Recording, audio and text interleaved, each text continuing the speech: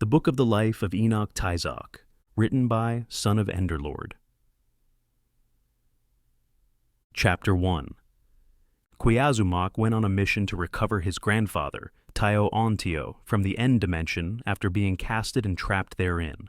By this time, Tizoc was the son of Cihuacoatl, Prime Minister, Cuautli, who in turn was the son of Tizoc, who in turn was the adopted son and heir to Tlatoani, Emperor Niklos of the Huitka Federation. After many failed attempts to recover his grandfather from the end, Tizoc fell into depression and began to drink. One night, Tizoc traveled to a bar in Umarnu, a continent, and became merry with drinks there. Then he took to himself a random woman there who also drank with him. He later took the same woman upstairs of the same bar to a bed, since the bar was also an inn, and he laid with her that night. Tizoc loved the woman in that moment, while yet he was still merry with drink. In the morning, the prince arose from his bed and left, not remembering anything from earlier in the night. The woman returned to the bedroom and saw the prince was gone. The woman began to chase in his direction, and she found him not. The woman wept, blaming herself to think that the man could be her soulmate, but only treated her as a harlot. And yet, did the woman know that the man was a prince of the Aztec-based nation of the Huitka Federation? Then it came to pass that in the northern empire of Bardonia, the woman gave birth to a son, and she named her son Enoch. She searched and found out who the man was, the father of her son, being none other than Prince Tizoc of Huitka, who at the time lived in a city called Farafin. She made haste and took a blanket, a basket, and she wrote a note and put them all in the basket. Even her son did she even put him in the basket. And she covered over her son under the blanket, and she put over herself a cloak to disguise herself, and took her son and departed to Farafin. After finding the prince's house at night, for he was asleep in his home, she set the basket before the door, and she knocked on the door, and she fled back for Bardonia. The prince awoke to the knocking. He made haste to his door to see a baby in a basket. When the prince had laid his eyes upon the baby in the basket, he was dumbfounded. When he had noticed the note and read it, he understood this was his son by the woman at the inn. Prince Tizoc then took his new son and the basket inside, and raised his son Enoch in Farafin. Chapter 2. Since this time, Tizoc had rescued his grandfather Tizoc from the end dimension, and he lived in the capital city of Huitka, Tlahatl. Now, these were the family members of the royal house Tizoc at the time. Tlatoani Niklos, Tizoc adopted Tizoc as his son and heir, who no longer is heir to the throne. Tizoc had a son named Cuautli Tizoc, who is now heir to the throne after Niklos, with a woman named Aulis Dandelion, the daughter of Uni.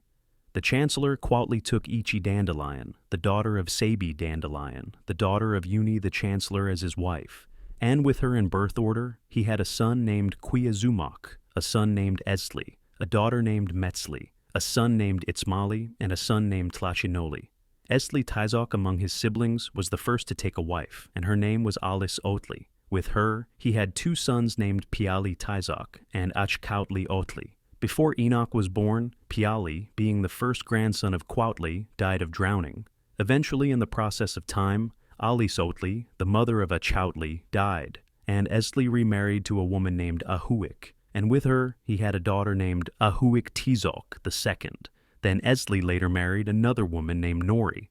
Metzli Tizoc was given as a wife to a man named George Walio, and with him she bore him a son named Ozzy, but under House Tizoc, and not House Walio.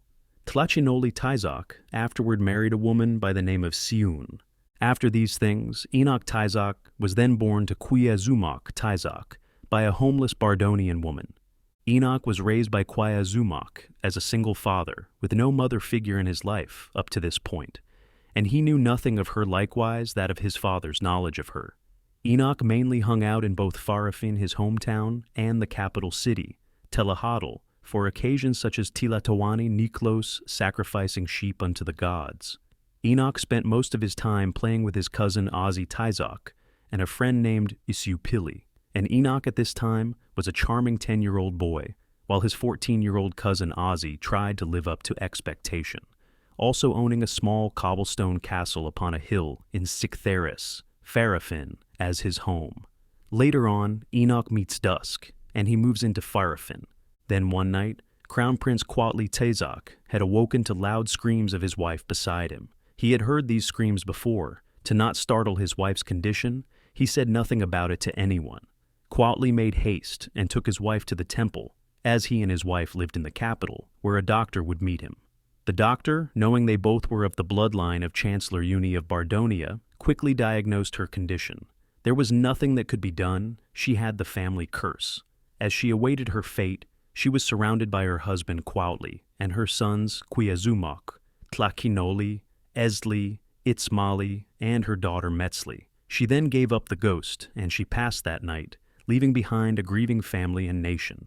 The next day, the news was spread of Ichi Dandelion's death, and the whole nation mourned. Even Quiazumok told the thing to his son, Enoch, and he wept for his grandmother, knowing that he will not see her ever again. Then later on, Enoch's aunt, Metzli, accused her doctors over something, and the medications that she was on caused her to act crazy and ballistic, and she went and slew her doctor and her doctor's family after breaking into their own home. Enoch, after hearing about this news spread out throughout the Federation, felt scared and unsafe. Then he turned to his grandfather, Crown Prince Quatli, and it gave him a sense of comfort. Then Enoch found passion in writing poems, which were terribly written. Chapter 3. Enoch built for himself a giant box-shaped diorite home with the intention to raise a family there in Pharafin at Krovos. Enoch also had a pet turtle named Billy, and a pet lifeless sandblock he also named Billy. Enoch later went to a library, and while there, he found a book on his great-grandmother C.B. Dandelion's life, and while turning the pages, he saw that a page had been ripped out. However, he still checked out the book and read it, and learned of her life story, except for the content on the missing page. While reading it at one point, he caught a glimpse of his great-grandmother's ghost and got spooked, but when he took a double check, she was gone. This occurred to Enoch about 3 more times since the first time. Then one night, Enoch went to bed, and he dreamed a dream. However, it appeared not like any regular dream, but likened to one that is a vision. It was about a prophecy of some sort, but at the time, Enoch could not make it out. Sometime later after this dream, the funeral for Enoch's grandmother was drawing near, and his great-aunt Chancey Dandelion, the sister of his late grandmother, Ichi, both being daughters of C.B. Dandelion, came by for a tour of Pharafin, as she lived in the city of Fornost, being the capital city of the kingdom of Aurora at the time. As she was walking at the docking bay of Pharafin, she saw the then 10-year-old Enoch sitting down behind a home, and she saw that one of Enoch's eyes was blue and the other was of the purple oblivionite color, and at that moment she knew that Enoch was an oblivionite by blood and a Tizoc. Chancey went up and introduced herself to Enoch, and Enoch likewise introduced himself to her. Enoch knew not who Chancey was, and she explained to Enoch that she was the secret daughter of C.B. Dandelion, and only relatives know of her existence. She went on to further say that her mother, Sabi, hid her in Fornost due to the Asharians wanting to slay her. Chancey then told Enoch that she came over for the funeral of her sister Ichi, but stopped by for a tour of the country. Later on in the conversation, Enoch told her his dream that he had recently, and he further told her that he is convinced that the dream is a vision. He told her the dream, and this is how it went. While Enoch's great-grandmother, C.B. Dandelion, while she was yet alive, walked on a sidewalk to the place in Eshariah where she would eventually meet her fate, she walked past by a man sitting on the sidewalk while he wore a cloak. Only when she took a yard of steps past him, he began to speak to her and said to her, "The dream happened for a reason, but unto you I will reveal its purpose. Its purpose is to show how corrupted they are. Judgment shall befall the one who manipulated their opinions about you, and he shall be slain by a descendant of yours in due time, past your death. A man is playing the strings of your friends who now hate you. Again I say, the man shall be slain by a great-grandson of yours. This I prophesied." Upon hearing these things, C.B. stared at him in awe, and he got up from sitting on the sidewalk, and he walked away, while the yet horrified her, that the man knew that she had that dream earlier in her sleep. However, she eventually shrugged it off, and she went and met her fate where she was ultimately slain by multiple people at once with repeated stabs laid on her. After Enoch had spoken the dream to Chancey, she asked for detail on the look of the person who had the dream, and Enoch responded to her, "It was C.B. She had brown hair with a prosthetic arm, and she had purple eyes." Chansey then began to break down weeping, and knew that it was her mother in Enoch's dream, as she deeply missed her after being dead for years. Chansey then composed herself, and her and Enoch began to speak furthermore, and they both got on pretty well in conversation after the matter of the dream. Enoch later took his great-aunt and gave her a tour of his newly built house at Krovos, Farafin, and they spoke furthermore there. Chansey in her mind was convinced that the vision would come to pass, however it worried Enoch. Once Chansey began to stand up and walk out to leave the home, she made a promise to Enoch that she will settle down at some point in her life and have a child, and name a son after him, Enoch.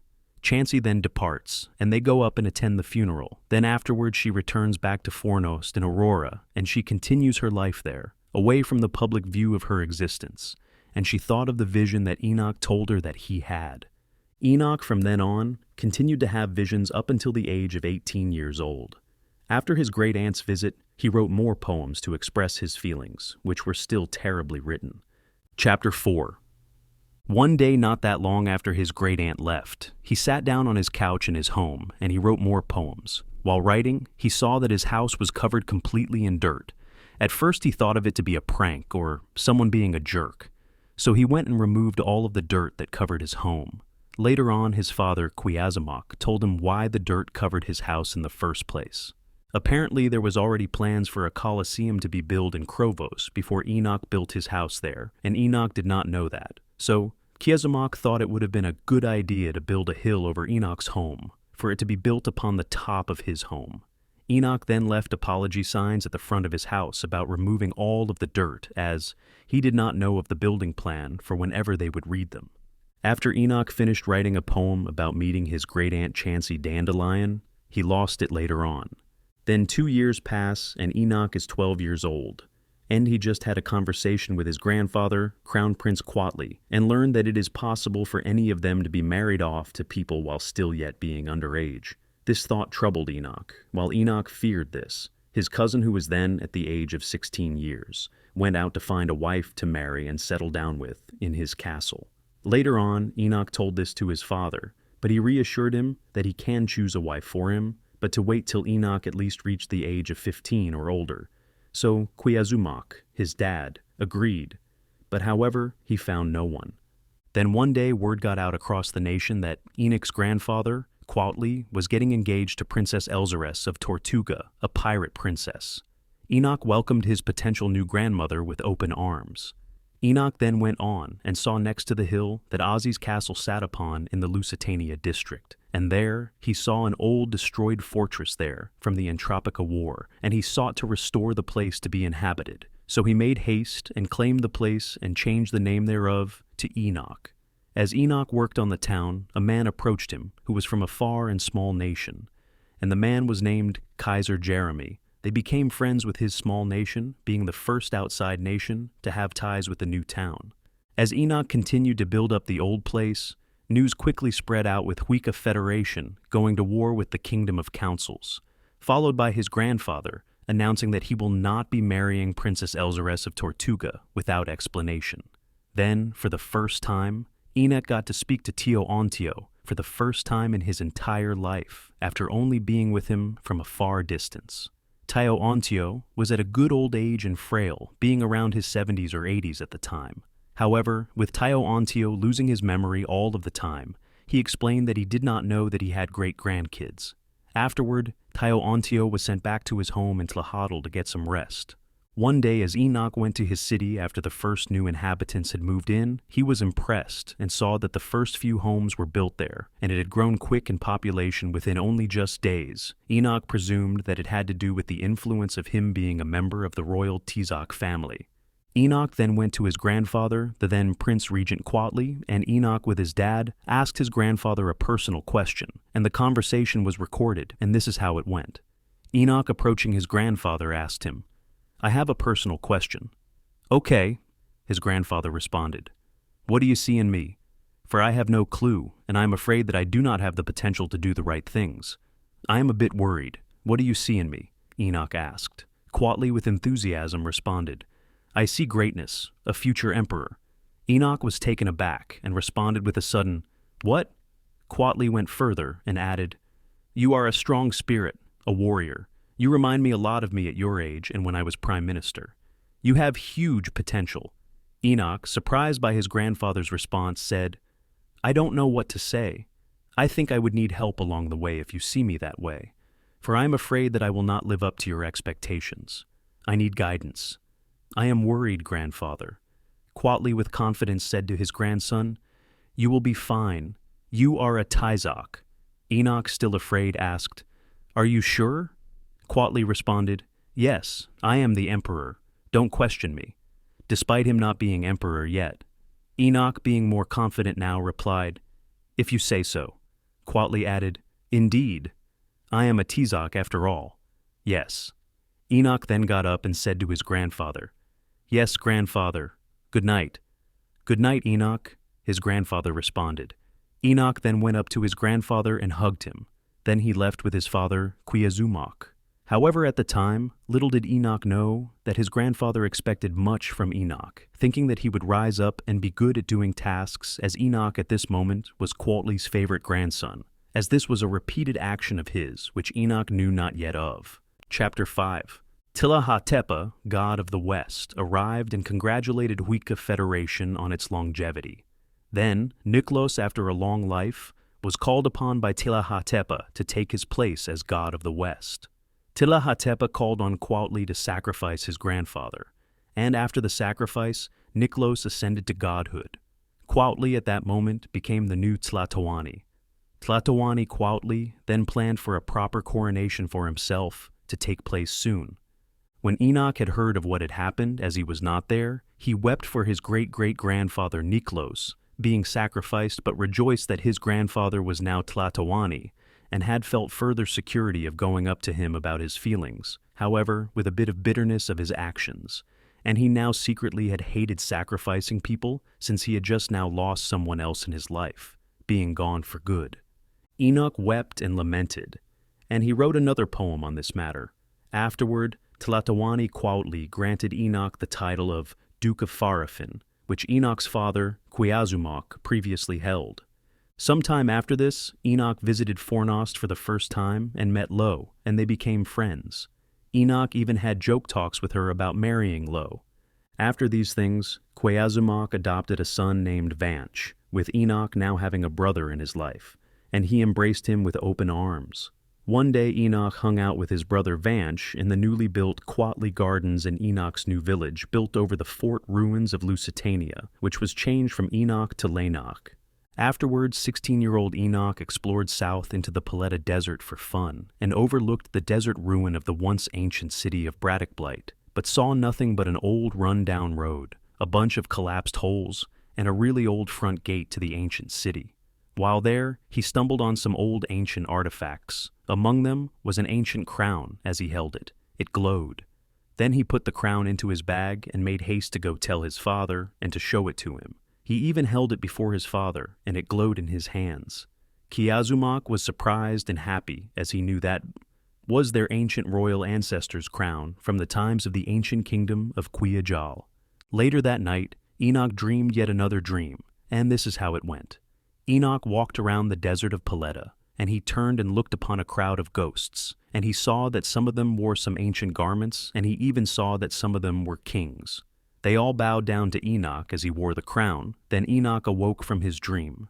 Enoch went and told his father the dream, and they both even planned to travel to Tillahadal to tell Tio-Ontio the dream, as they knew that he was the last living ancient royal family member from that time to tell him the dream. However, after days of asking Tlatoani Quatley permission to visit him, he denied the request.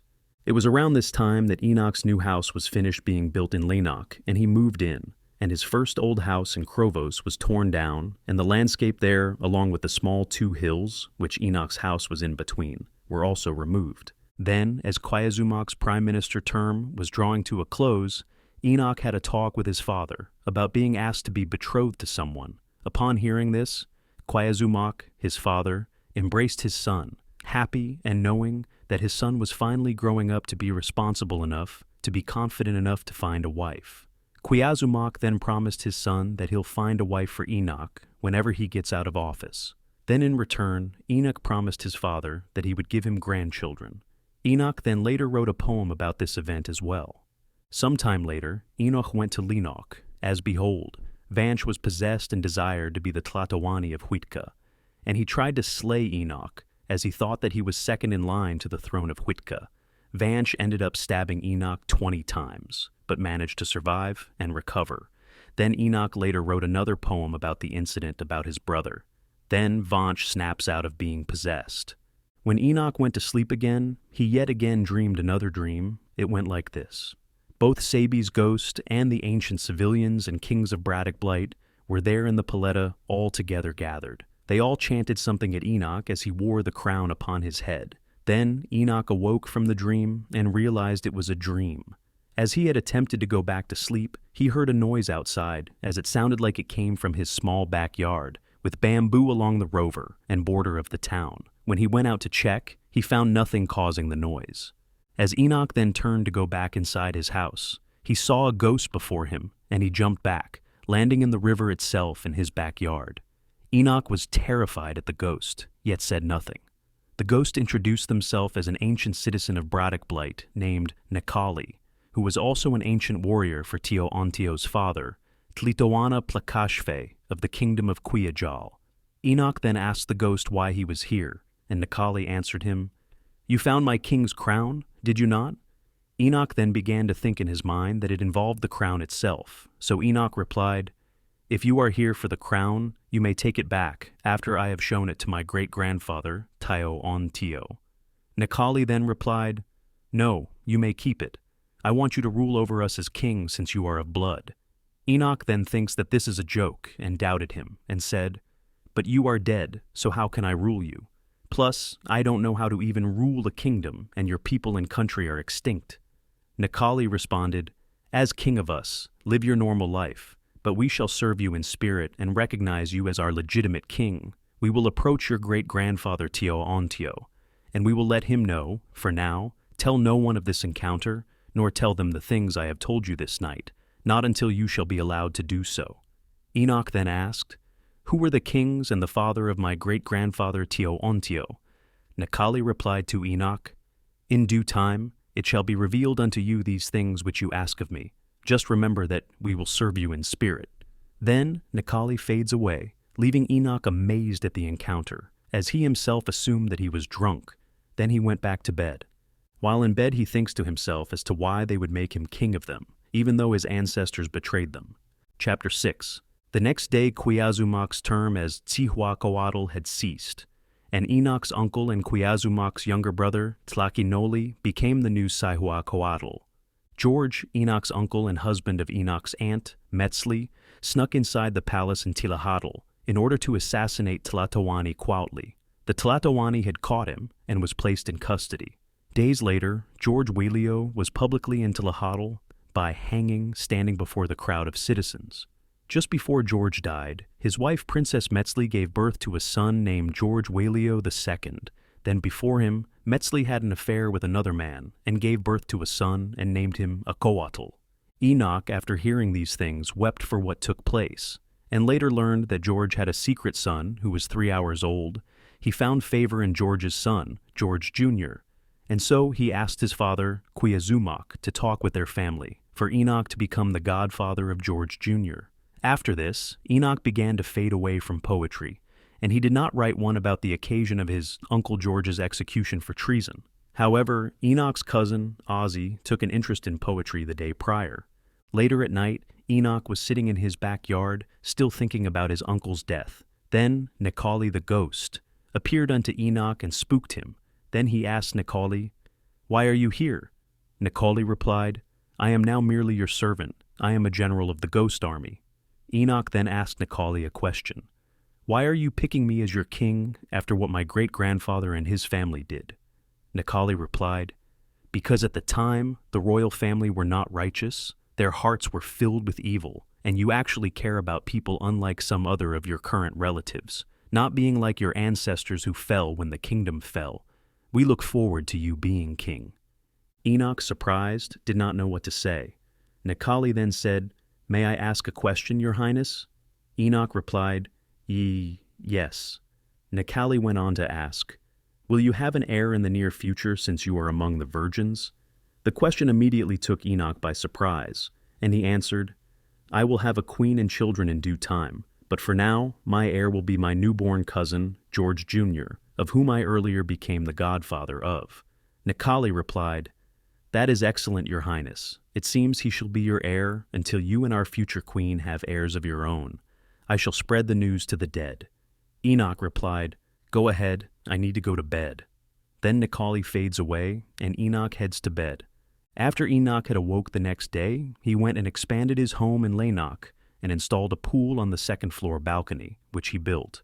Afterward, he went out to find something to do, when behold, a whole group of ghosts came to Enoch in South Farafin, with no one around. Besides the bases of the homes that are in the building process, they bowed down to Enoch and started worshiping him. And they said to Enoch, Be our God, Enoch, and we shall worship you forever. But Enoch was kindled against them, and said to them, Do not worship me, for I am merely a human being. Then the ghosts stopped worshiping him. Then Enoch asked, Why did you want to worship me in the first place? But the ghosts kept silent. Then the ghosts left and said to themselves, Let us build a new kingdom and a palace for our king, for surely he will be happy with us. Then Enoch later came and saw them begin to build a base for a palace. Enoch then asked them, What are you all doing? The ghosts replied to Enoch, We are building you a kingdom to rule over us, for surely you will be happy with us. Enoch became kindled yet again, and said to them, I am not happy with this decision, for surely my grandfather, the Tlatoani, will think that this is either the kingdom of councils or my doing for rebellion. The ghosts then hearkened to Enoch and stopped. Later on, the ghosts noticed that Enoch turned 18 years old, and saw that he was lonely, so they gathered together and took from among them a very fair female ghost, who died at the age of 18 years, and they presented her before Enoch to be his queen. Enoch tittered and stood up, knowing what they were doing. Again, he was fed up and said to them, Stop trying to impress me, for you cause me more harm than good. How am I even supposed to wed a ghost and have children with her? I cannot make contact with her body. The ghosts then had no more spirit to make another attempt on Enoch anymore. Later, Necali appeared to Enoch in fury and asked, Why dost thou reject thine gifts? Have we not treated you well? Enoch replied to Necali, And cause problems that could potentially start an unnecessary civil war? Necali then shut his mouth after Enoch spoke those words, and then he left. Chapter 7. Enoch went south of Farafin to meet up with his father, Queazumach, and he told him what had happened with the ghost people. Enoch also adds that he wants to speak with Tio-Ontio, Enoch's great-grandfather. Queazumach then told Enoch to wait while he went to get Tio-Ontio. Tio-Ontio then arrives at Farafin, along with Vanch, Enoch's brother. When Enoch saw his great-grandfather, he became excited to see him again, as he had so many questions for him as he had seen everything. They head down to Enoch into the Quatli Gardens to speak further there. Enoch then asked Tio-Ontio about his own family members prior to the fall of the kingdom of Quiajal. Tio-Ontio answered him, My father was Tlitoana Plakashfe, emperor of the Quiajalic Caliphata, and my mother was Queen Huiqualti. Enoch also asked if he had siblings, and Tio-Ontio replied, I had 3 sisters and 2 brothers, the oldest being my sister, who was 2 years older than me, being named Klatek, who was the sole heir to the throne, who also herself had a daughter named Rhea. Then something happened between her and our dad. I was the second eldest child in the family. Then it was my next 2 sisters, Talaohon, Dadrik, then my 2 brothers, Muntezum and Moki, but they died over 2,000 years ago. Later they 3 went to the old Farafin district, and there Tio-Ontio and Vanch began to argue as Tio-Ontio accused Vanch of being sent by his son, Tlatoani Quautli, to take himself back to Tlahatl, even to spy on himself. So Tio-Ontio pulled out a diamond axe. Enoch begged his great-grandfather to stop. Tio-Ontio injures Vanch with the very axe. Then Enoch goes to the ground to Vanch's head and cries over him, shielding him with his own body. Tio-Ontio then realized what he had just done and runs off in panic. Enoch then takes Vanch and pursues after Tio-Ontio. Later on in Old Farafin, Tio-Ontio calls out to Enoch, and they meet up at the little bridge where the portal is, after Enoch had gotten Vanch help. Enoch demanded to know why he attempted to take the life of Vanch, his brother, And to this, Teontio replied, "He was a spy." Enoch then said, "Explain." Teontio replied, "A spy sent by my son to take me away. Ever since I succeeded, the Huica government has treated me horribly." Enoch then asked, "Why though?" Teontio replied, "Because they have entropy." Enoch then said, "Why should I like her? She was mad." Teontio replied, "No, she wasn't. She was my girl goddess. I trusted her. But it seems like that all fell apart." Enoch replied, "Then I guess you won't see this again?" Enoch then pulls out the crown that he found in the Paletta Desert, and it glows yet again in his hands. To this, Teontio was stunned and replied, The crown." Enoch then said, "It is indeed." Teontio then approached the crown in his great-grandson's hands and asked, Where did you find this?" Enoch replied, "I found it somewhere in Huitka. I don't know where, though." Then Teontio then accuses the Huitcan people for stealing the crown. Then Enoch reassures him that the Huitcan people had nothing to do with it, and that he found it with other treasures.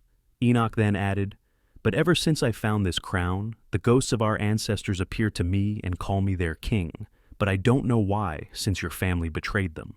Then Teontio freaks out in realization and in excitement, and it confused Enoch. Teontio suddenly starts to get migraines and falls to the ground, then gets up and actually remembers things, as if the amnesia went away. Teontio then said to Enoch, "I remember you and the crown. Forgive me for my struggle there. No idea what overcame me." Enoch then suggested that maybe the crown had something to do with that, as it glowed in his own hands. Teontio replied, "That makes so much sense. Why didn't you tell me that before?" Enoch replied, "I guess it slipped my mind. What does it mean when the ghosts say I am their king?" Teontio even freaks out more in joy of being able to remember everything. Then he goes on to say, "My great-grandson, you have been chosen." This saying leaves Enoch confused. Teontio then said, "You have been chosen by the people, by the gods." Enoch in disbelief said, "You pulling me?" Teontio went on to say furthermore, "You are the one to mend the wounds between the Dawala family and the gods." Teontio then gets up close to Enoch's face, causing him to feel uncomfortable, and he yells, "You have been chosen to be the next emperor at Quiyajal. That's what it means." Then Enoch said, "But isn't that place gone?" Teontio replied, "Yes, it may be gone for now, but we can rebuild. You will rebuild the kingdom." Enoch then asks the location of the place, and Teontio tells him, as he now remembers. They then arrive in the Paletta Desert in Huitka, and they pass through an ancient desert gate that Enoch recalls from before. Then Teontio, after arriving, said, "Braddock Blight." Enoch then asked, "What is this sand tower thing we went through? What structure is that?" Teontio replied, "Originally, it was the main gate of the city, but it shifted over time. As the empire shifted south, it outgrew its old walls." Enoch then asked, "Is the palace structure still here somewhere?" Teontio replied, "No, it was destroyed long ago. Also sometimes called Hiarlia. I don't know where this sudden burst of energy came from. I remember so much." Enoch then asked, "Was it potentially the crown that caused that?" Teontio replied, "Perhaps it was. I was thinking that because the crown glowed whenever you held it." Teontio then randomly out of nowhere asked, "It glows? You didn't mention that to me before." Enoch then said, "I guess I forgot. My bad." Teontio then suddenly said, "Oh, that means so much." Enoch then asked, "Also, do you know who Necali is? He appears to me as a ghost and a messenger." Teontio replied, "Necali, I do. He was the greatest warrior in all of Quiyajal. He was also the commander of the army and a good friend of my father's." Enoch replied, "You never told me that. Also, when was I prophesied to rebuild the kingdom back then? If so, I want to know it and how it was told to you." Teontio then thinks about and replied, "Quiyajal has a lot of prophecies, almost too many to count. I'll have to search through the archives, assuming your father still takes care of them." Enoch then asked, "So they still have them in Huitka?" Teontio replied, "I'm not quite sure that I understand. You mean prophecies?" Enoch replied, "Like things to come."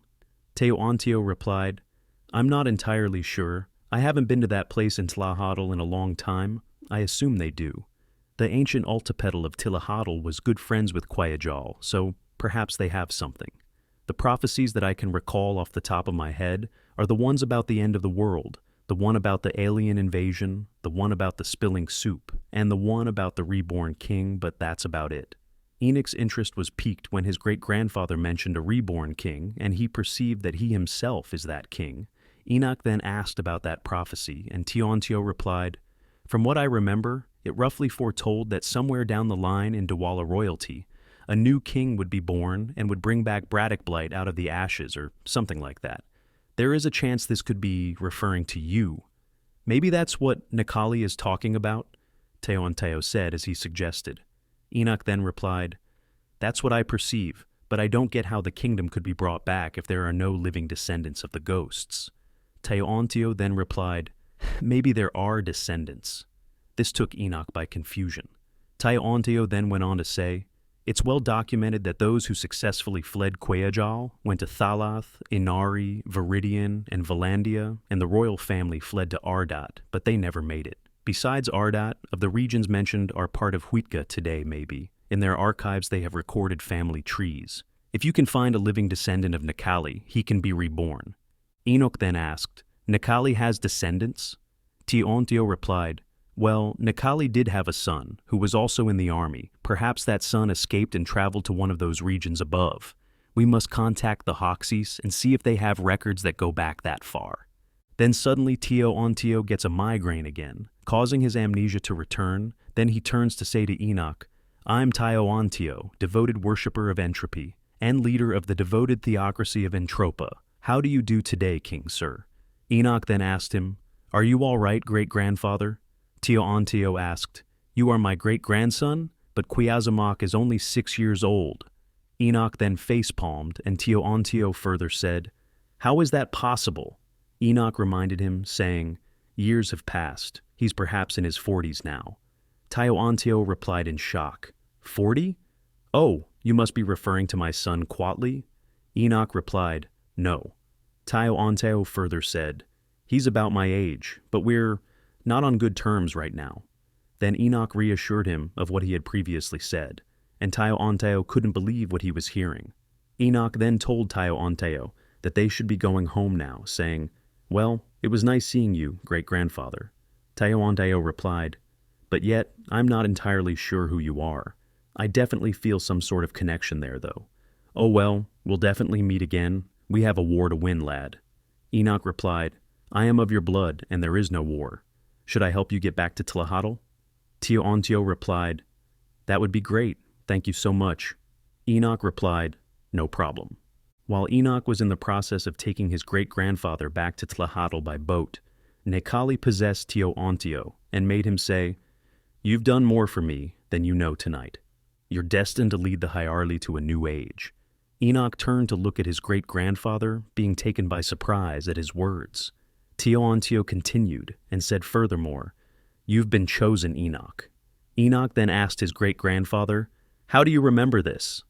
Enoch, after asking, turned and continued to row the boat, and in response to Enoch's question, Tiontio responded, "All great cities fall, this one to ash, but a newborn king will mend the great gash. The ancestors of others he will have to find, and rebuild the nation from the ground he will bind.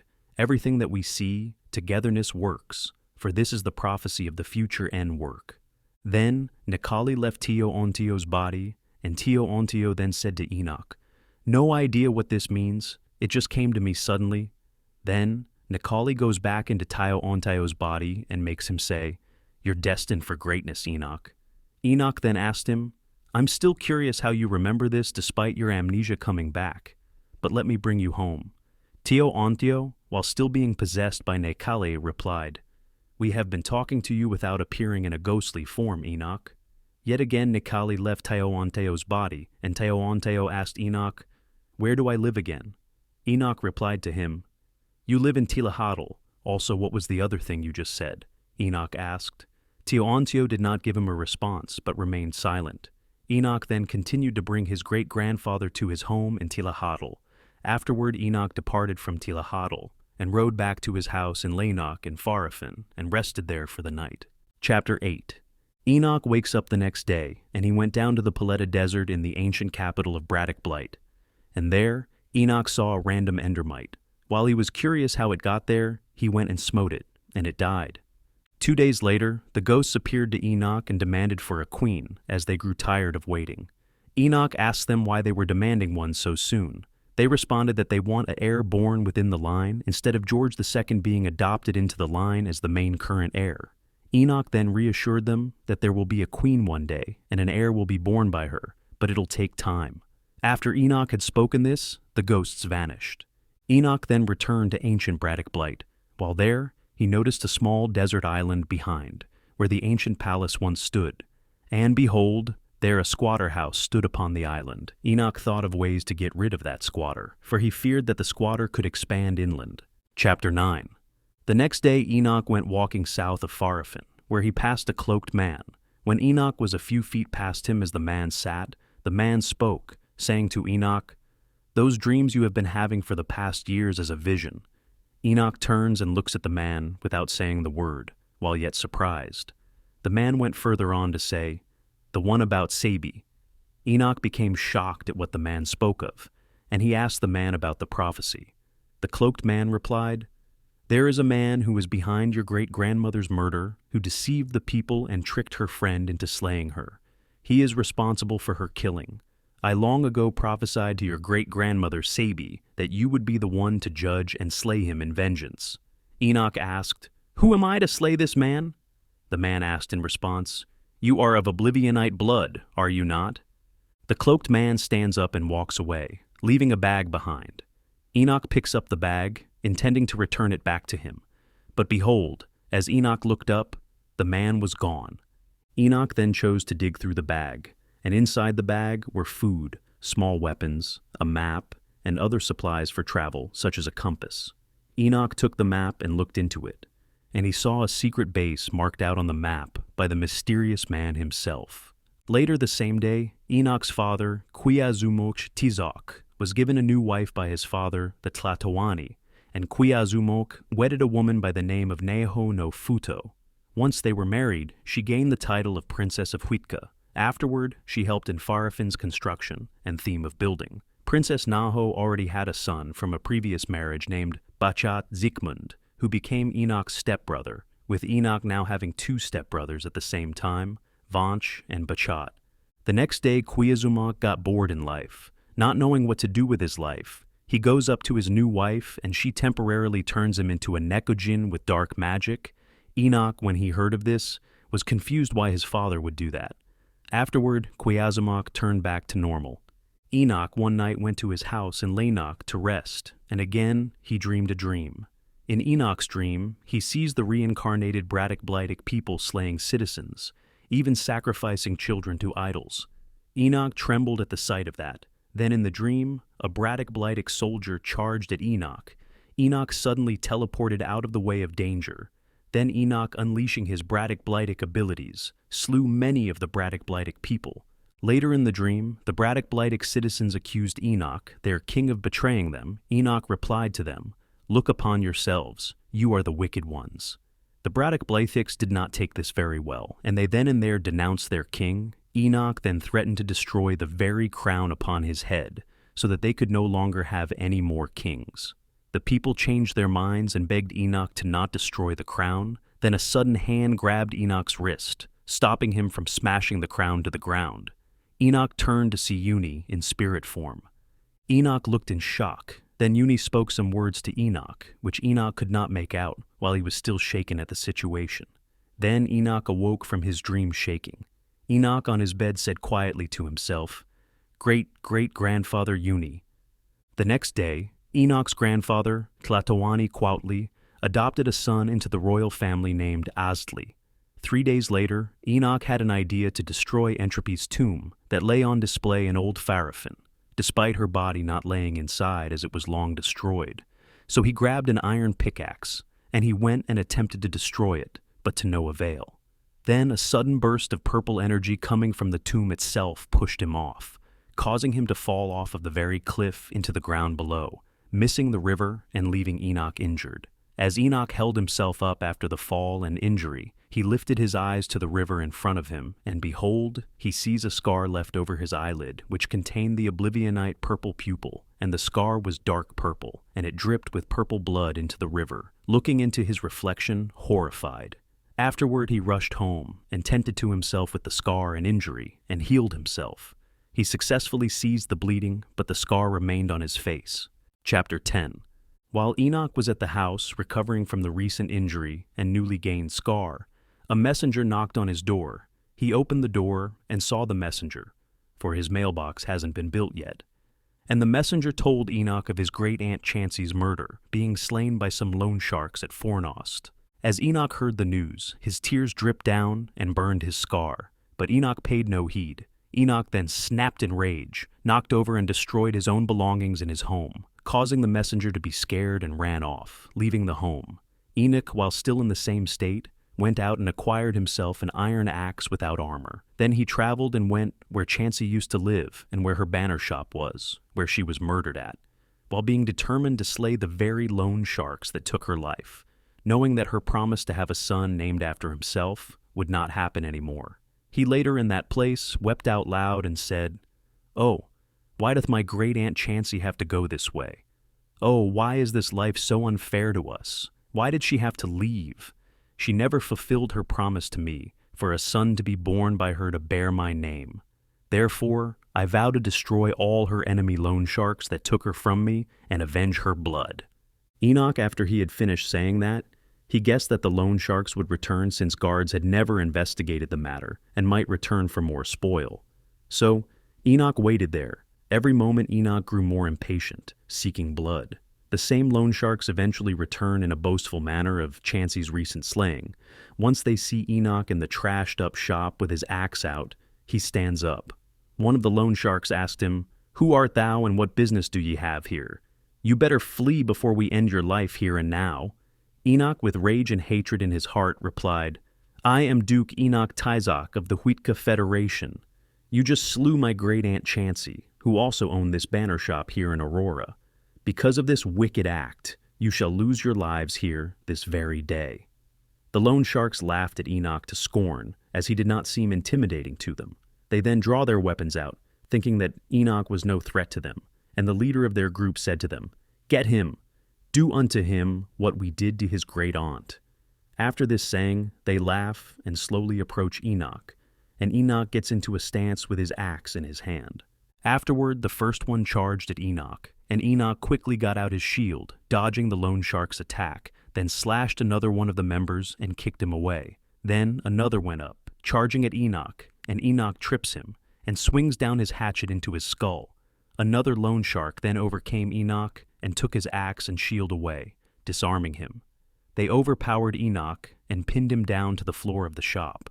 One of the members then grabs Enoch's axe that they took from him, and he goes up to Enoch with the intention to chop off his head as the others hold him down.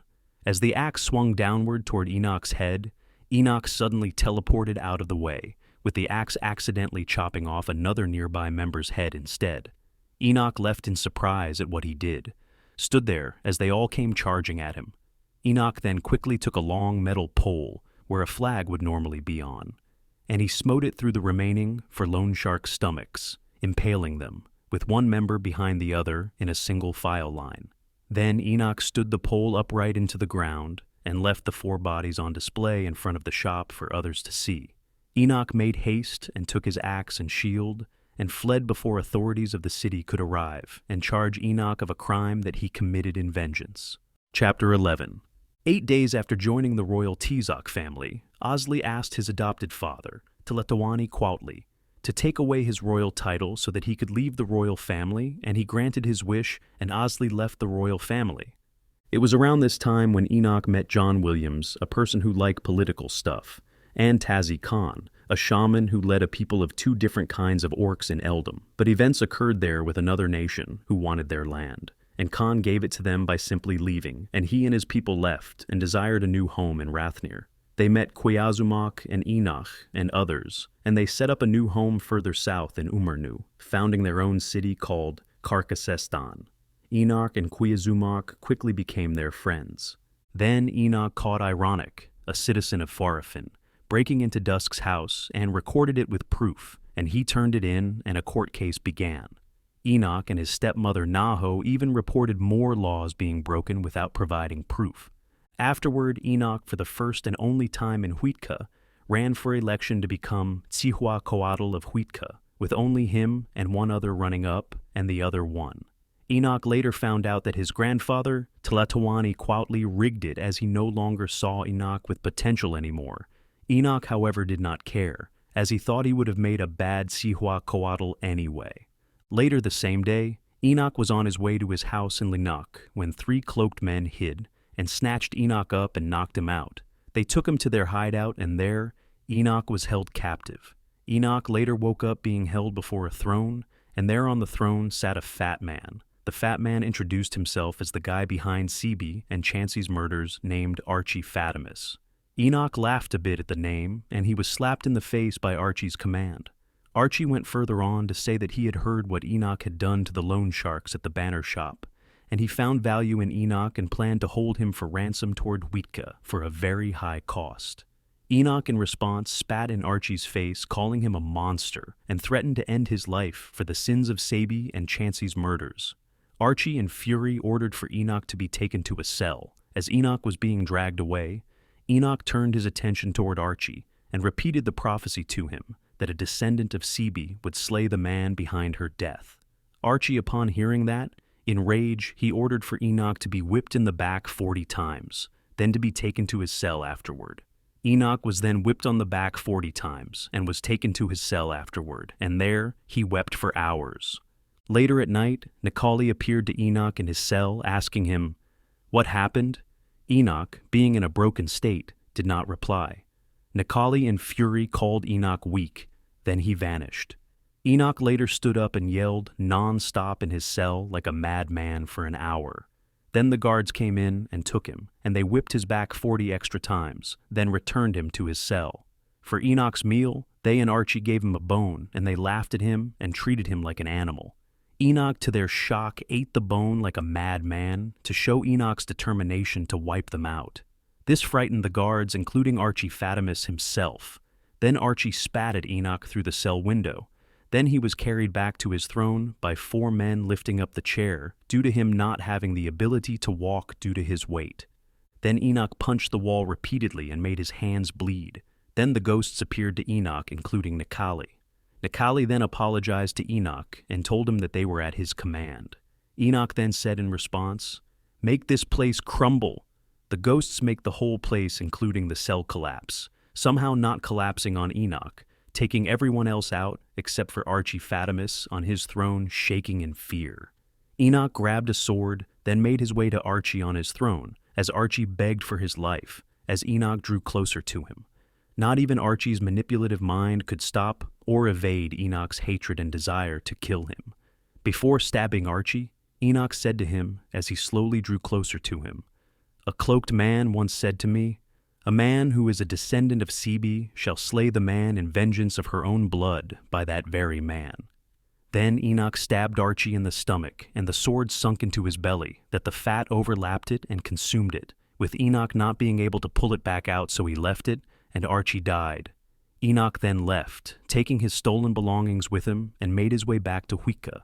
Enoch later returned to Enoch and met up with his frightened father, and he was healed. Enoch felt relief as he avenged his great-grandmother's and great-aunt's deaths and brought justice for them. Later, the ghosts appeared to Enoch yet again, demanding a queen. Enoch, having enough, told them to shut up and wait. Nikali, upon seeing this, considered Enoch weak and not fit to be their king, and thought of Enoch as a mistake and not worthy of being Tio-Ontio's descendant. Nikali then turned and convinced some of the ghosts that Enoch was not worthy to be their king, and from that day forth, they hated Enoch, but the rest remained loyal to Enoch. Chapter 12. Enoch's uncle Tlachinoli and his wife Siun then have twin boys named Kaio, who was made Duke of Jadetown, and Ayotli, who was made Duke of Tlahatl. Then Enoch's grandfather Tlatoani Quautli found favor in his newborn grandson Ayotli, due to him being Duke of Tlahatl, and he changed the line of succession with Tlachinoli as the heir, and Ayotli being second in line. This decision startled Enoch, almost making Enoch despise his grandfather, but remembered that he looked up to him.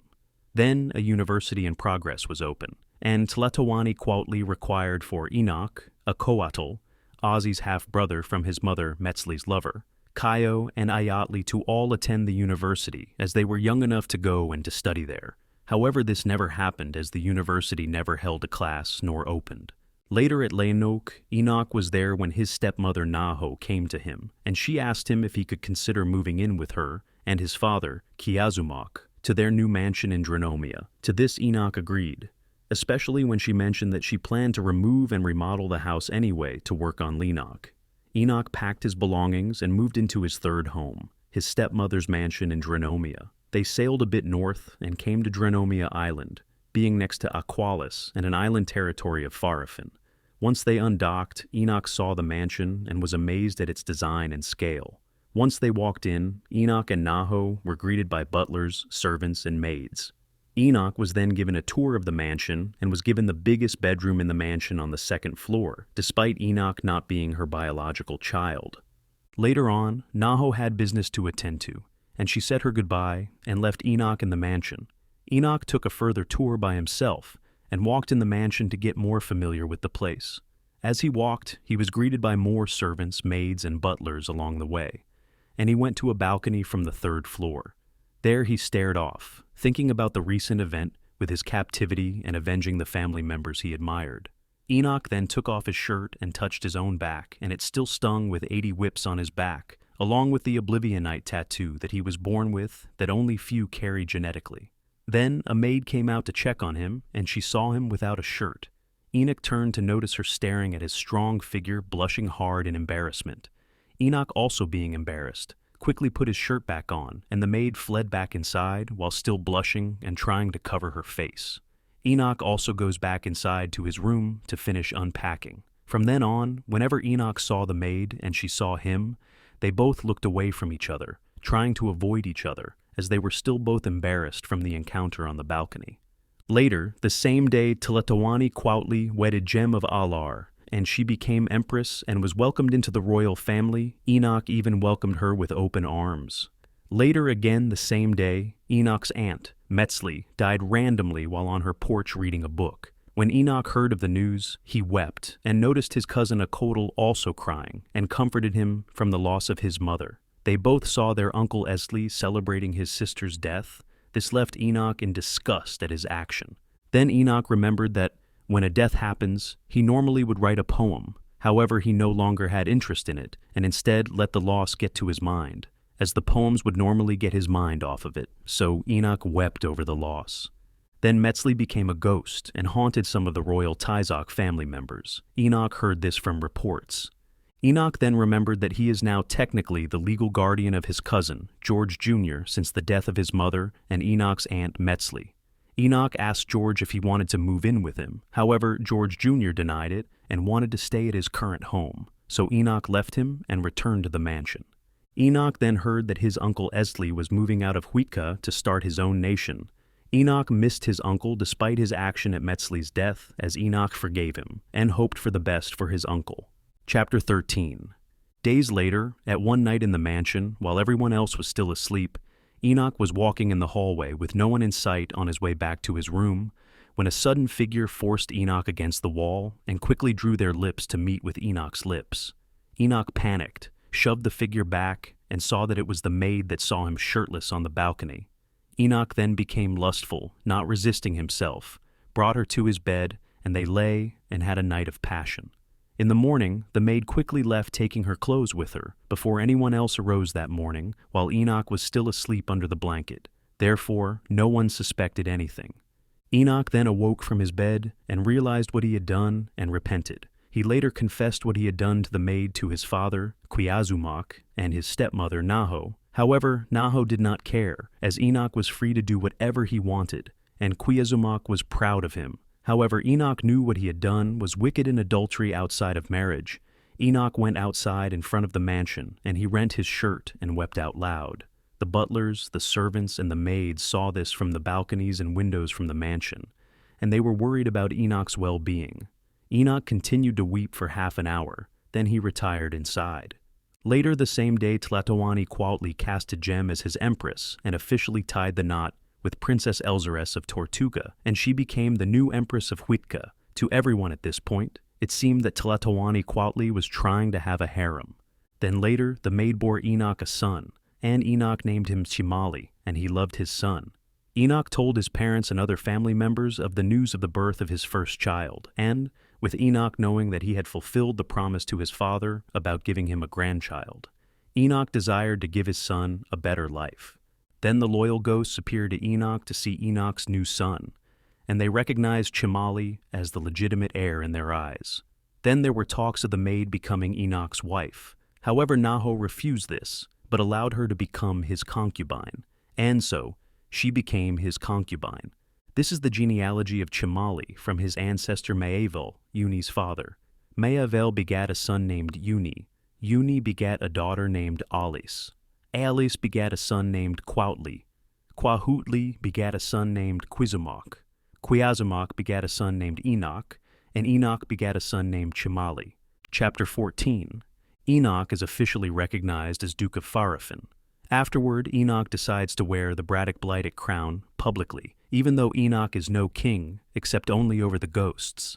Then all of the sudden Necali appeared to Enoch as he was at Carcassistan to visit his friend the Khan there, and Necali mocked Enoch and denounced him as his king. Enoch in confusion asked him, "Why do you speak against me in this manner?" Necali replied to him, "You are the weakest king and you are too soft. A king should rule with an iron fist, not to love people." Enoch, rolling his eyes, said, "You sound just like my grandfather." Necali then replied to Enoch, "Aren't you mad that your grandfather changed the line of succession? Don't you want revenge and take the throne?" Enoch responded, "I am not mad at my grandfather, and I don't want revenge and take the throne by force. If he doesn't want me to have the throne, then I will go by his choice. He is still family, and I love him even though he doesn't love me back. Compassion and forgiveness is the quality that a leader needs in my opinion." Necali in fury replied, "How to truly rule a nation and to be a great leader is to rule with an iron fist and force people into submission. That way, you can prove you have power over others." Enoch replied, "How to be a great leader has nothing to do with oppressing other people. Otherwise, you prove yourself as an evil king. Show them mercy and kindness, love them as your own soul, and they will return it back to you. If I were a king, my kingdom would be my family, not cattle and the wild beasts of the field. A compassionate ruler is mighty, but with a soft touch that will not weaken and force the people, but to make us peaceful and not war-hungry." Necali, having had enough, shouted at Enoch with his anger kindled against him, "You don't deserve to wear that crown anyhow. I will find a way for that crown to fall from your head." Then Necali vanished, and Enoch went to tend to business. 2 days later, Tlatoani Cuautli announced that he will be stripping all of the royal Tizoc family members of their royal titles, since they were more of a meme rather than a respected royal family. He removed their titles from the Discord server. However, Enoch and a few others still had their roles, but later removed them. Enoch, upon learning this, chose to adopt the name Dugwald as his new last name, since it was the ancient Kwajalein royal family name. This last name also transferred over to his son, Chimali, as his last name as well. Enoch now considered himself as the soon-to-be Tlaitoana of the soon-to-be rebuilt city of Braddock Blight. Then Necali appeared to Enoch once again with fury and spoke against him, saying, "Why are you a Tlaitoana while I am dead and I get nothing?" Enoch responded, "Because my heart is longing for peace where yours longs for war and bloodshed. But answer this, who was your son, and did he survive and have descendants? Because if he lived and had descendants, then his descendants are welcome to live as citizens of this city once more, and I shall respect them, just as I have respect for you." Necali then calmed down and tilted his head down, looked to the ground, and replied, "Oatli, he was my little champion? He did not escape." Enoch, upon hearing this, felt sympathy for Necali and reminded him of his own son, Chimali, and sought to protect him with all his might. Then Necali suddenly snapped back at Enoch, "But why do you care? You only care about power." Enoch then replied to him, "If you think I long for power, wouldn't I have made a move some time ago when an opportunity such as the line of succession being changed came? I have made peace with the tribe of Carcassistan. This is who I am." Necali in rage vanished. Chapter 15. On December the 13th, 2021, Enoch's grandfather, Tlatoani Cuautli, stepped down from the throne as Tlatoani of Huitka and abdicated the throne to his chosen successor, Lily Prism. During the time that the oligarchs came into power, Cuautli then gave his final speech, and Enoch told him that he'll miss him, despite Cuautli not responding to Enoch. And the newly re-established Alt Tizoc royal family was also abolished. Enoch then shared a moment with his grandfather, and they parted ways. Then a false rumor came out that Cuautli was murdered on a street, but was later proven false when he appeared alive. Later the same day, Wasteland Thylacine, the Khan of Carcassistan, became Hoxie and divided power between the court and Enoch for his tribe, since Enoch joined the court, while at the same time, Enoch was downcast with Cuautli gone, since Enoch still thought that he was dead. Some people later went up to Enoch and tried to persuade him to coup Lily and take the throne, however asked other people about this, and they said that they liked Lily so far, so Enoch did not desire nor take action to coup Lily for the throne. One day as Enoch was walking through Old Farafin at the docking bay, he saw the ghost of his great-great-grandfather, Plakashfe, father of Tio, on top of a parkour tower, surprising the 24-year-old man. Enoch then asked the ghost what he was doing there, and the ghost descended down to him and replied, "Why, I am here to meet you, my grandchild, to see the continuation of the Dugwald royal line. You look so grown up. And, is that?" Plakashfe spots the crown on Enoch's head. Then Plakashfe shouted, "The crown!" Plakashfe then sighed in relief and said, "Oh, thank the gods, it's safe." Then Plakashfe gave Enoch a gift of baked potatoes to eat, since Enoch ran out of food. Then Plakashfe saw that Enoch was a little startled, and he offered to sit somewhere and chat. They both go to the Cuautli garden in Enoch. Then along the way they took a tour, and Enoch showed Plakashfe around and told him that his son, Tio is the one that brought it up. Then Enoch told him about the recent issues with Farafin. Then they continued on. They then sit at the same bench in the Cuautli garden where Enoch sat with Tio at. And he told Plakashfe that he also sat with his son one time on the same bench when he recounted his memories. Enoch lets Plakashfe know, after seeing Tio's triumphs and downfalls from the afterlife, that he is proud of his son and what he had accomplished, except for the event with the moon crisis and Entropa. Plakashfe then said to Enoch, "Young Enoch, I'm afraid to tell you that your dear Tio's life is coming to an end. He is losing his sanity." Enoch then asked, "Oh, how do you know if this is a sign of his end?" Plakashfe replied, "I can tell. I, being his ghostly father, know when one is ready to pass." Enoch also asked, "Do you know my end as well?" Plakashfe asked, "How you die? I am not allowed to share that."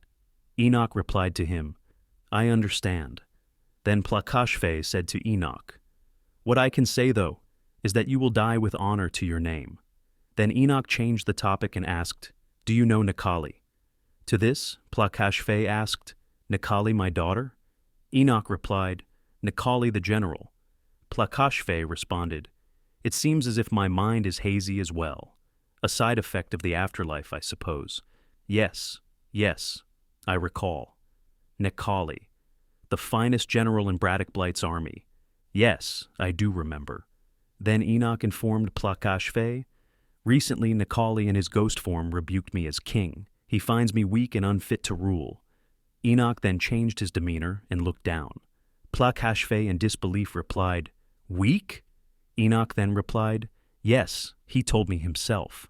Then Plakashfe said to Enoch, "Necali had always had a mind of his own, I swear." Enoch then asked, "He does?"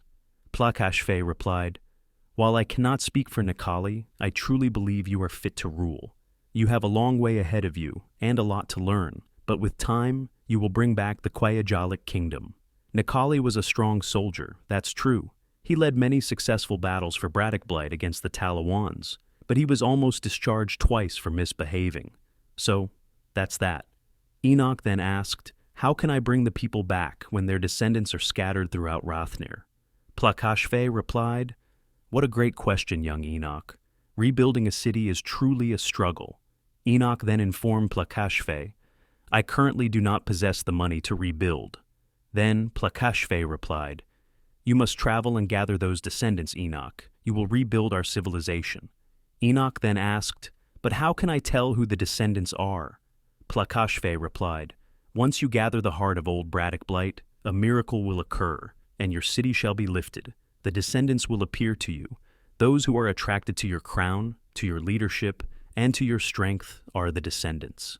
Enoch asked, "Just like when I brought up Lenok when suddenly people started populating here once I brought it up?" Plakashfe replied, "Yes, my son, except, quicker, faster, a city will spring from the sands. Are you aware of how Braddock Blight fell?" Enoch replied, "You betraying the gods into worshipping entropy. How did that all start?" Plakashfe then went on to say, "It all started with my daughter, Klatek." Enoch then asked, "What did she do and how did it start?" A full backstory would be helpful. Then Plakashfe went on with the story, and this is how it went. It was a sunny afternoon. I had Klatek on a diplomatic mission to the empire of Yimu Odal, founded by the Jagdas colonizers. I remember that day clearly, her leaving the boat with her daughter, the breeze in my hair, and a bad feeling in my stomach. Anyways, in Yimu Odal, Klatek established a friendly relationship with the leader, and while she was exiting the city, she got lost. She asked a strange man for directions, and he decided to show her the way instead. He led her down into a sewer, telling her it was a shortcut, but what was down there would change her forever. A dark, bloody shrine. Enoch asked, "Of what?" Plakashfe replied, "Dedicated to the blood god, a friend of entropy's." Then Enoch asked, "What did she do once she saw it?" Plakashfe replied, "Down there, through only a few hours of conversing, she learned everything there was to know about the dark religions of the world, and one goddess in particular stood out to her, entropy. Klatek later arrived back in Braddock Blight a changed woman, driven by madness." Then Enoch asked, "What did she do in her madness?" Plakashfe replied, "Her behavior changed. She began writing books about dark visions, saying that this goddess could help save her daughter." Then Plakashfe asked Enoch, "You aware of Klatek's daughter, right?" Then Enoch replied, "Not her name, but only knowing that she existed. I'm not sure what happened to her." Plakashfe then said, "Oh, her name was Rhea, just Rhea." Then Enoch asked, "Rhea?" Plakashfe replied, "Rhea was a twin. There was another daughter. That's the one that Klatek was concerned about." Enoch then replied, "That's new. No one told me that she was a twin." Enoch then asked, "What's the other twin's name, and why was she concerned about her?" Plakashfe replied, "Nikla was born with a horrible disease. It shocked the whole family when we first heard the news. She was given 10 years to live, at most, and when Klatek went to Yimu Audal, the twins were 9, and Nikla grew weaker by the day." Enoch replied, "I'm sorry to hear that." Then Enoch looked down. Then Plakashfe went on to say, "I think she turned to entropy because she was promised unto her that her daughter would be safe. But entropy lied. I was hooked soon after falling into deep depression about my daughter and my granddaughter's conditions. I became as crazy as Klatek, and then one day, Tila had enough. The whole civilization was gone in days. I think the last straw was when Klatek and I started invading surrounding civilizations to spread the word of entropy." Then Enoch asked, "Is there a reason as to why Tio was the only one chosen to be brought back?" Then Plakashfe responded, "Teo, my son, he was the only child who remained skeptical." Enoch then asked, "He didn't worship entropy at the time?" Plakashfe replied, "He did, but unlike the others, he was known to snap out of it, to question what entropy was telling him." Plakashfe during this was telling Enoch that Tio was the only one able to resist entropy and was more righteous, so the gods forgave him and brought him back to replenish the line and to eventually bring back the city of Braddock Blight and to re-establish the house of Dugwald. Plakashfe, before leaving, renamed Enoch to Dadrakala, which meant the chosen one by the gods. Then Plakashfe sent Enoch on a mission to travel to a few countries to study their cultures, architectures, to gain more knowledge about the nations surrounding them. Plakashfe also tells Dadrakala to re-establish Quiyajal as a country for certain reasons, Then Plakashfe ascended into the sky after Plakashfe had told him that he will see him again once Braddock Blight is rebuilt. Dadrakala, upon hearing his great-great-grandfather's words, decided not to do Plakashfe's will, to travel around studying the other nations and to split Quiyajal from Huitka into a nation and more. But Dadrakala had a different plan to bring back Braddock Blight, which is to establish it as a city with a city head, which will be Dadrakala with the Tlaitawana role. And he still is going to one day make a royal decree that entropy would be banned. So Dadrakala left with a new name. Chapter 16. Lily Prism then abdicated the throne on December the 25th, 2021, only reigning for 13 days, and Lily gave the throne back to Quatli, Enoch's grandfather. When Enoch heard of this, he rejoiced in knowing that his grandfather was still alive. Tlaitawani Quatli convinced the people that he learned from his mistakes during his reign and he will try not to repeat those mistakes again. Later the same day, Tlaitawani Quatli selected Jem Alai of Ala Ar to be his heir to the throne. Dadrakala then moved to his fourth home in Registania, in the state of Quiyajal in Wika Federation, since it was located next to the ruins of Braddock Blight. Dadrakala also teamed up with his cousin Acoatl and his stepbrother Vanch to rebuild Braddock Blight. However, they never ended up helping him. Dadrakala also became a council member of Quiyajal and still listened not to his great-great-grandfather's plan to rebuild Braddock Blight. Dadrakala 2 days later received 5,000 money from his brother Vanch.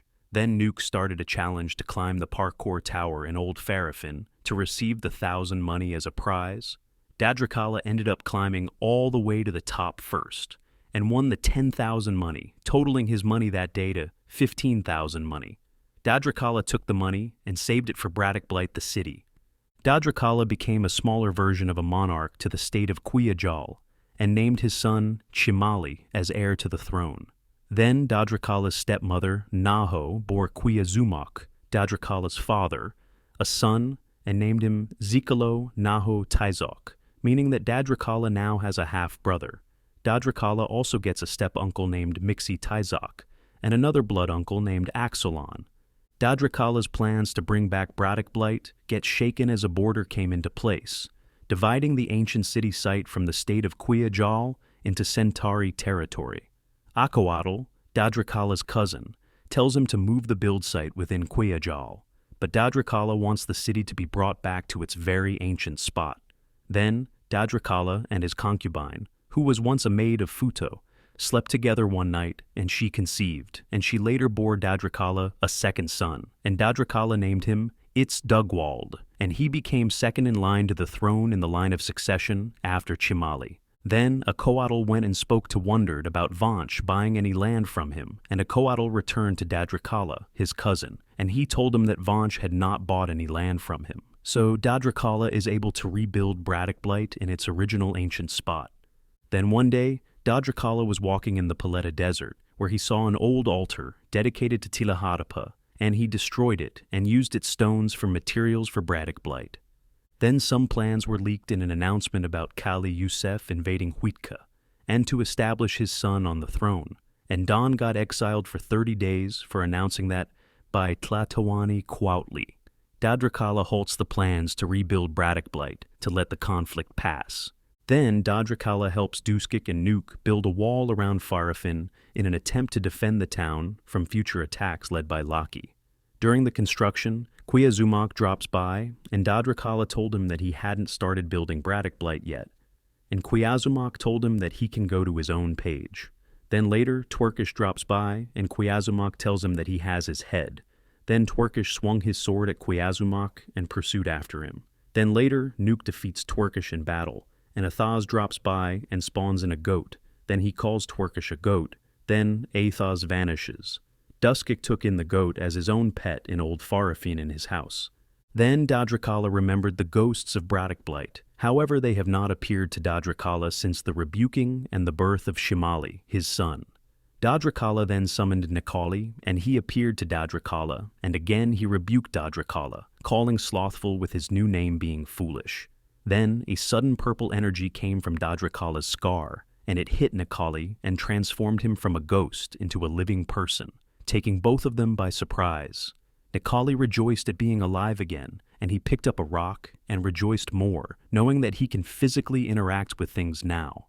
Necali then used the opportunity to attempt to slay Dadracala by casting the rock at him first and missing. Then he charged at Dadracala, catching him off guard, and Necali pinned Dadracala to the ground, grabbing the same rock and repeatedly beat Dadracala's face with it. And Dadracala struggled to get Necali off of him, with Necali being physically stronger than he due to his war experiences from his previous life.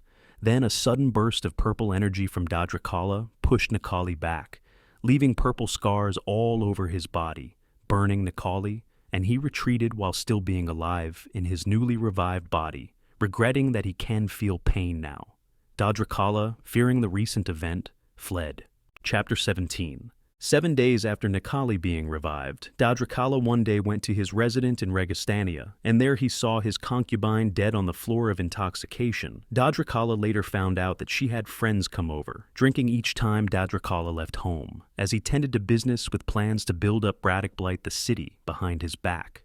This revelation broke Dadracala's heart with her being dead, discovering that she had done this behind his back. Dadracala wept as he knew that his 2 sons' mother was gone, and he went and buried her. When Dadracala told his sons of her death, they did not take it very well and cried all night. Dadracala later met a woman named Viola Rosa de Martel. Prior to that, Dadracala desired a new wife and went searching. He learned of Viola and heard that she had been through much, causing her to have trust issues with relationships. Dadracala approached her and asked her to be his new wife. She snapped at him violently, cussing him out, and told him to leave. To this, Dadracala saw that she was hurt on the inside, so he left her without saying anything. 2 days later, Dadracala still planned to build Braddock Blight, but due to fear of war, kept delaying the build.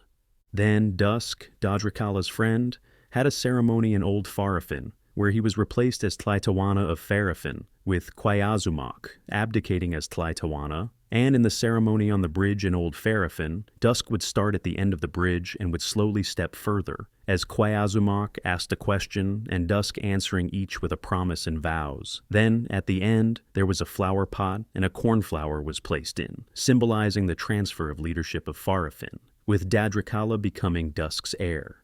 Then 5 days later, Huika once again goes to war with the Kingdom of Council. Later on, Dadracala attempted to claim the rest of the Braddock Blightic Island, however he could not, due to half of the region being a different region. Then, Dadracala began to build the foundation of the new palace where he planned to live afterward. Then Quayazumok, his father, dropped by and gave Dadracala money, which totaled his money to 22,000 and 39 money. Before Dadracala had around 1,000 money left, due to spending the money to claim more land on the place. Later that day, Necali secretly watched Dadracala and became jealous of Dadracala. As he watched, Necali was covered in dried purple marks all over his body. Dadracala, at the age of 20 and 6 years old, decided to grow out a beard, giving him a new look, and the beard covered some of the big purple scar on his face from when he tried to destroy Entropy's tomb. A while later, Dadracala was walking back to Braddock Blight when he spotted stacks upon stacks of old paper and clay tablets buried in the sand, which contained the entire record of the Quayajalic royal ancestors of their reigns, including the rulers of the Dune Elves, which were the ancestors of the Quayajalic royals, who are also the ancestors of Dadracala, and knew that Plakashfe had left the records that he had promised to give him. Later that night, Dadracala dreamed a dream on his bed in Registania, having visions and events that took place with his Quayajalic ancestors. Then, a sudden voice commanded Dadracala to write the chronicles of the Quayajalic royals, which it means to have a more in-depth accuracy to their actions in their reigns, for once the city of Braddock Blight was built. But later in the same dream, Dadracala, after seeing the events uncovered, was suddenly transitioned into a dark and a very hot place. He sweated at the mere heat of the place, stinging his skin where he stood at. His surrounding was like that of the nether, and an underground like a volcanic place.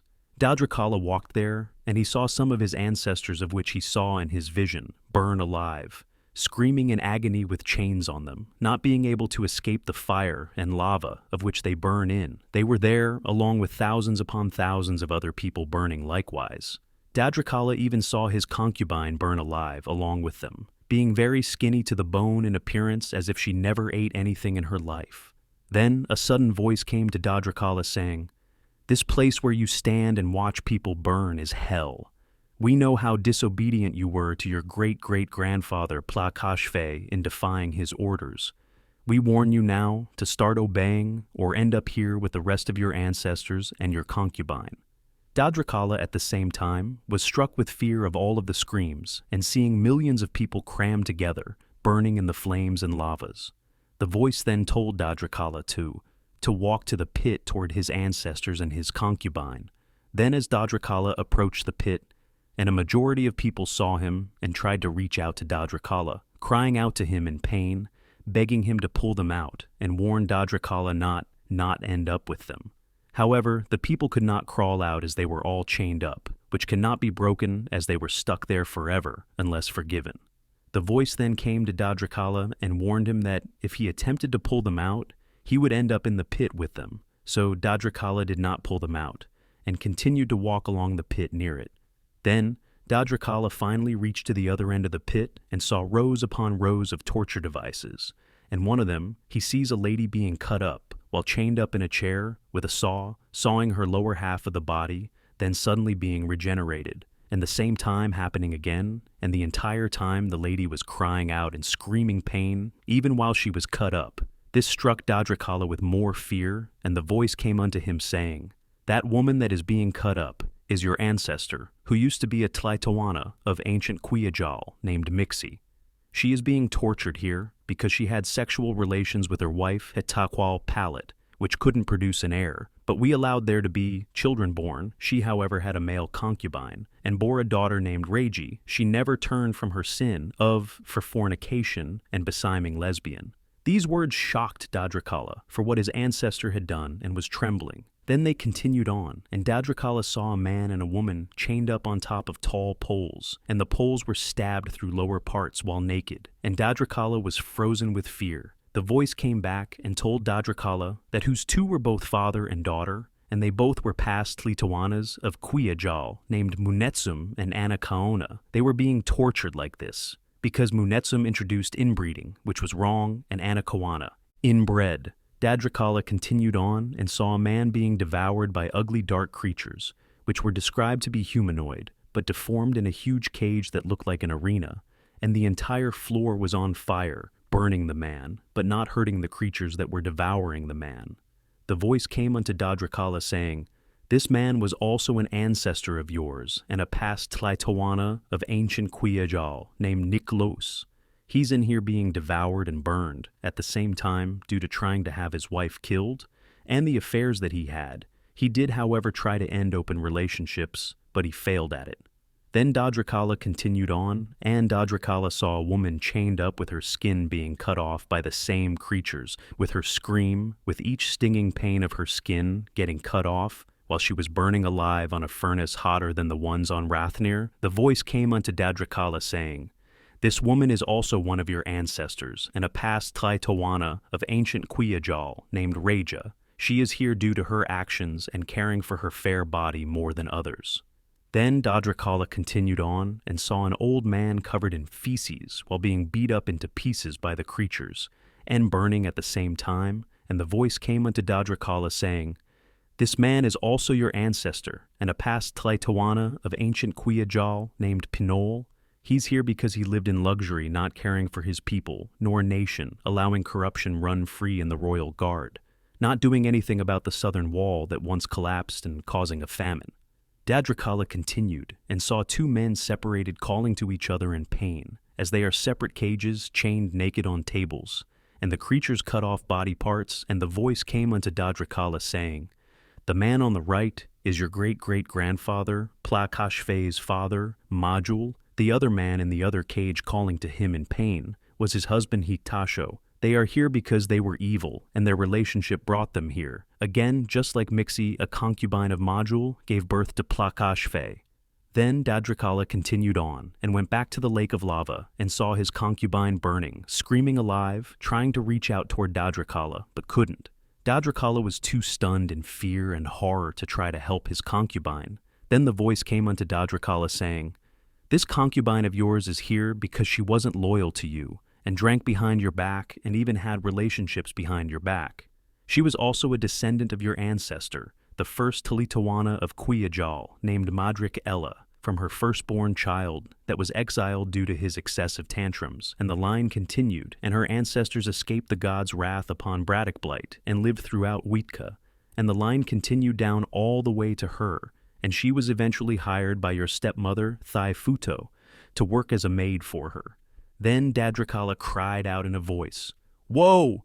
Can my dearest be given another chance to redeem herself?" The voice came back unto Dadrakala saying, "Like I said, you cannot pull anyone out of the pit unless you want to end up in the pit with her, and she cannot be forgiven due to her ancestors past, from Madrik Ella's eldest son all the way down to her. They have done way too many wicked things to be forgiven.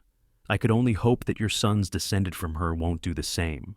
And as for Odal, the son of Nakali, he is here along with the ancient Braddock Blightic citizens who worshipped entropy and cannot be forgiven. And those ghost people who had come upon you were the ones who didn't worship entropy."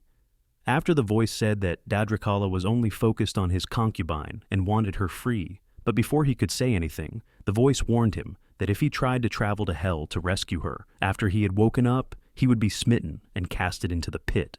Then Dadrakala woke up in the middle of the night, weeping for hours, renting his garment, knowing that he couldn't get his concubine back, then cried himself back to sleep.